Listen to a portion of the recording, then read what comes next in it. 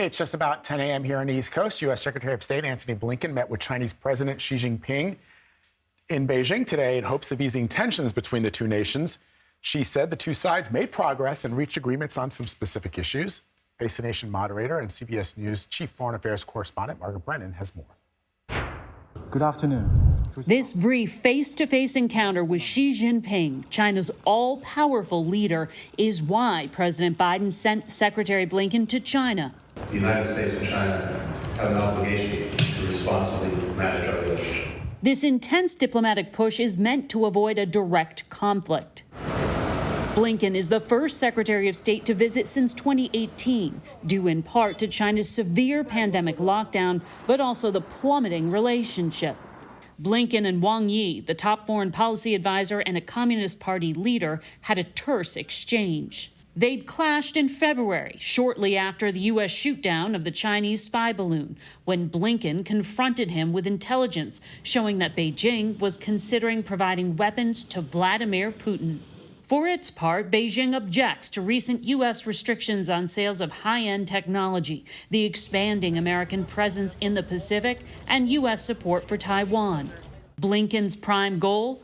Open lines of communication to avoid a military clash with a nuclear power. The door is open, and my phone line is open. China's military chief refuses to meet or talk to Defense Secretary Lloyd Austin.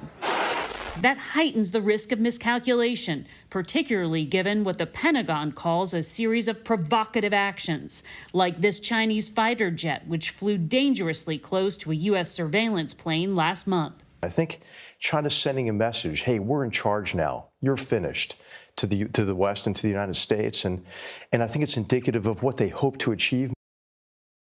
And Margaret Brennan joins us now from Beijing. Margaret, you just spoke to Secretary Blinken this morning. What more can you tell us about what he told you?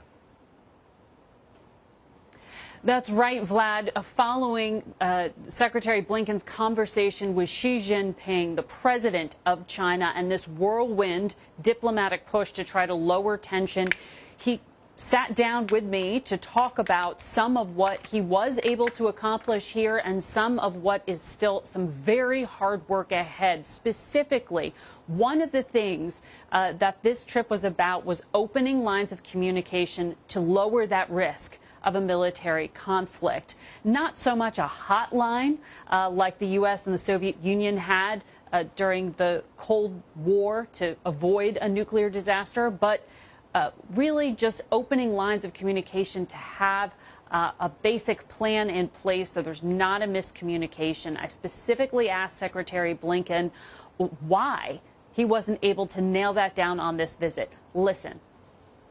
Thank you for making time after an extremely long and intense past 2 days of talks. Your message has consistently been that you are here to open up lines of communication to avoid a military clash. But you just said China did not agree to open that military line of talks. Did Xi Jinping just say no?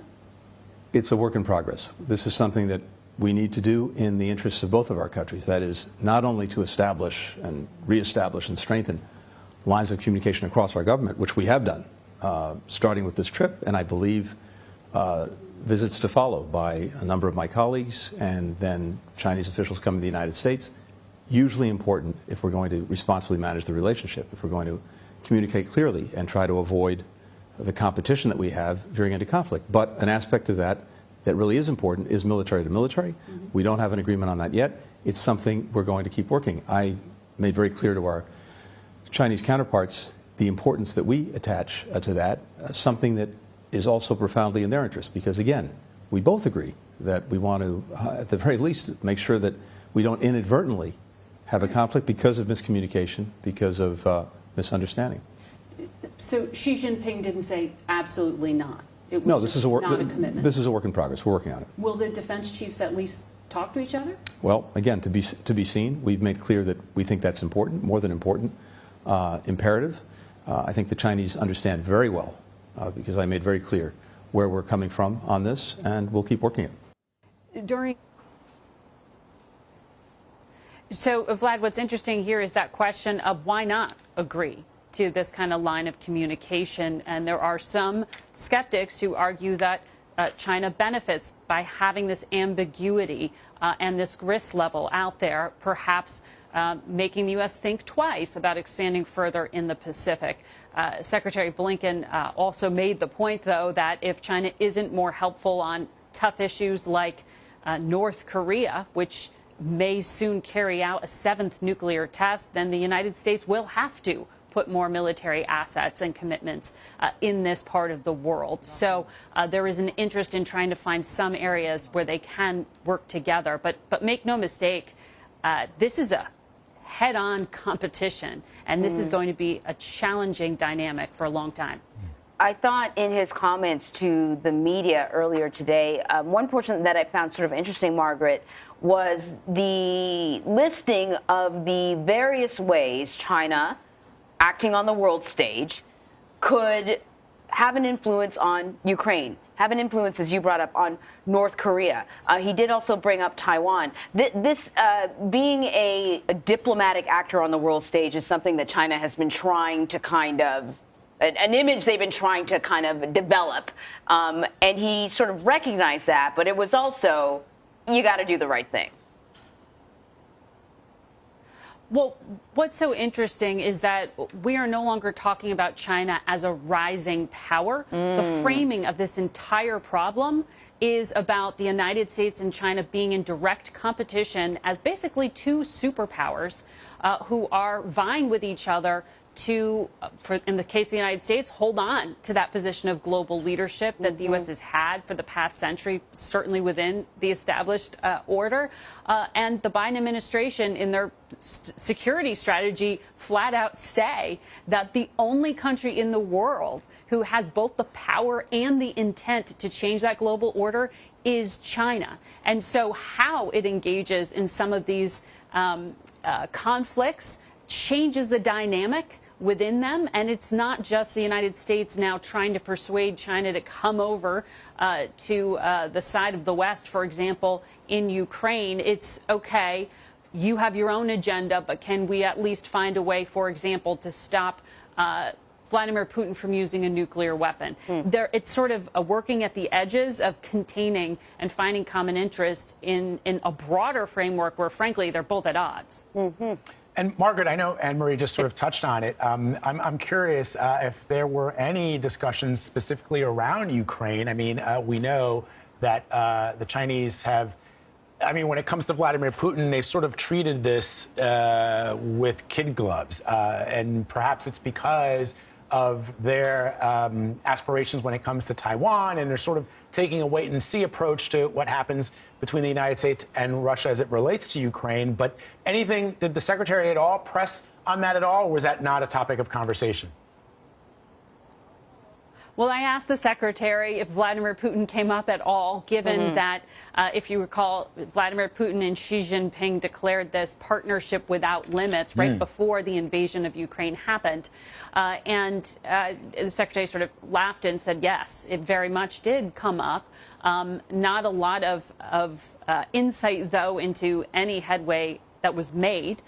Certainly, he did indicate that if China does want to be a broker on the global stage, as Anne-Marie was talking about there, in terms of claiming at least it wants to help in a broader peace process, that there are ways to find pressure points at a minimum to push or urge Russia to go in a certain direction. The one thing that I will say is, you know, I spoke to Secretary Blinken right after his confrontation with Wang Yi, the top foreign policy official here, back in February, when he confronted him about U.S. intelligence showing that China was considering lethal aid to Russia.